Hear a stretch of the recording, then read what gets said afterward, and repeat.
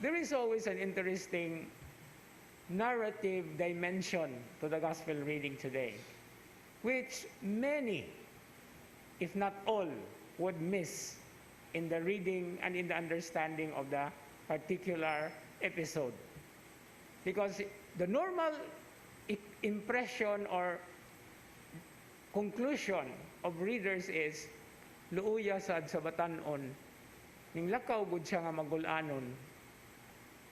But it is not actually a conclusive event.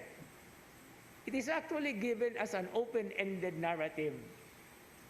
What if the young man returned and followed Jesus?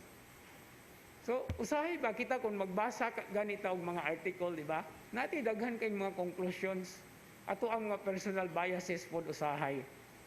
But here the story, the narrative is actually, yes, the young man heard the statement and he was very sad because he had many possessions. But the gospel did not say, and he, wala na pa siya kinabuhi, oy. No, the young man still has a life to live. And part of the life that he has to live continuously is to make definite decisions to follow the Lord and do what the Lord has told him. Now, sometimes kita usahay bias kita ba, di ba? Ngobi na usay mahitabo ka ng makadungog ta og kanang pagkamaritis ng mga panahon na ba, no? Daghan kay mga conclusions nga atong himuon nya dili di ay tinuod to the detriment of the person concerned. Muna nga, that's also the same thing with the gospel. Dili ta mo ambak dayon og conclusion, no?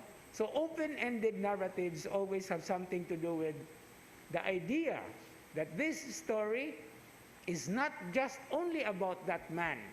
Wa ta kabalo ug unsa iyang gibuhat after that, because there is no complete account. But what is so important is how we respond to the very narrative, to the very gospel message in our lives. And so, what does that mean? That this story is also our own story. We have to make a decision to follow the Lord. Naa na nato ang pagbuhat until such a time that when we meet Jesus again, we will no longer be sad, but we will be happy and joyful and wholeheartedly follow Him. Amen.